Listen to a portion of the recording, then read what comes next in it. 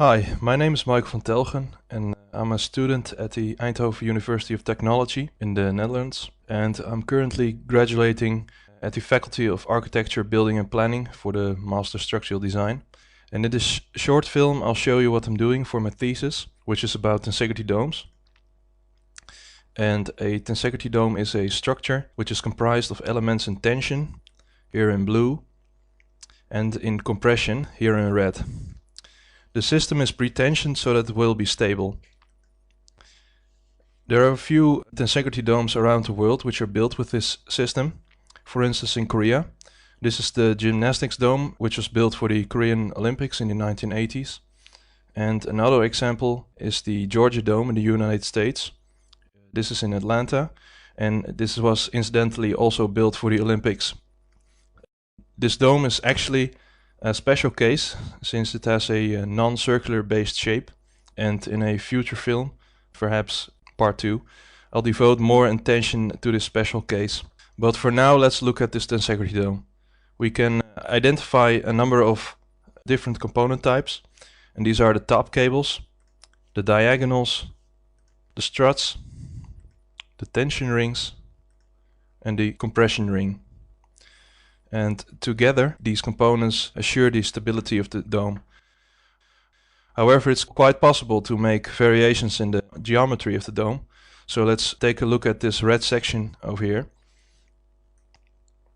And we can see that if we adjust the angles of the top cables for the sections, we get another structure.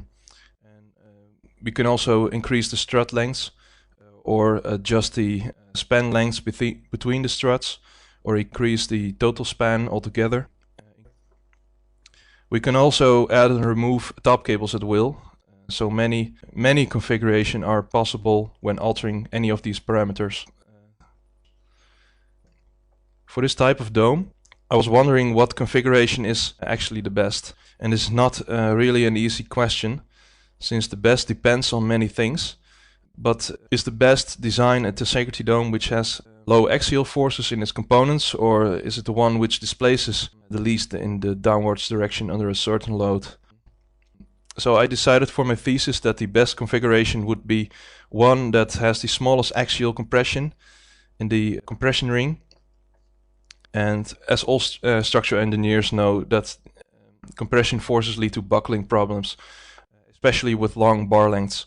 And this could very well decide the structural feasibility. So let's try to get this minimized and ignore the bar lengths. To do that, I've made a parametric model in Grasshopper, which is a plugin for Rhino, and this is an easy way of making adaptations in the design. With this model, I can test many configurations. In fact, with the current setup, I can make about 5 billion variants per span length. So that's a lot. Now I still need a way of finding the optimal shape for the design. I've done this with a genetic algorithm. This is possible within Grasshopper using the supplied solver, which is called Galapagos. I also need a way of sending geometric and topological data to the structural analysis program. The information is sent and retrieved using a smart structural interpreter, which is also a plugin, but for Grasshopper. The structural analysis itself is performed by Oasys GSA. Now that we have everything in place, let's find out what happens when the optimization is made. This is a time-lapse video of the optimization process, and I've sped it up 40 times because this film would otherwise be about 3 hours long. And on the right you see all kinds of different sliders which can be varied. At first Galapagos randomly selects 400 different settings, and afterwards it selects the best for optimization. In each generation some improvement is made, and you can see the improvements on the left. The solution tends more and more to a global optimum, and you can also see the shape of the tensegrity dome altering. This is of course due to the settings on the right. At this time we can see that small values for top cable angles and projected span lengths are ideal, and somewhat later we can see that the strut lengths tend to increase to the maximum. So I'll just let this play out.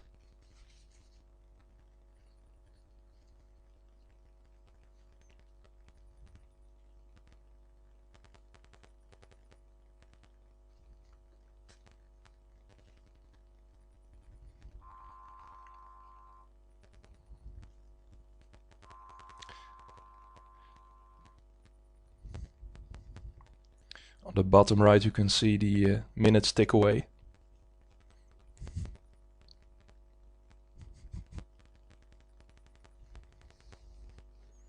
So this is actually a very slow process. So the strut lengths tend to increase now.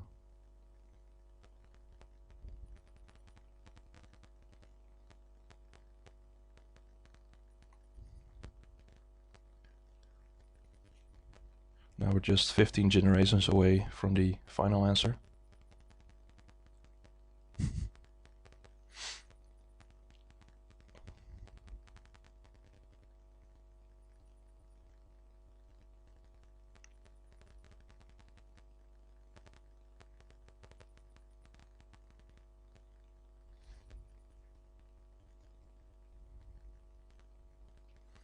Of course, this process goes a lot faster if you don't have a 5-year-old laptop.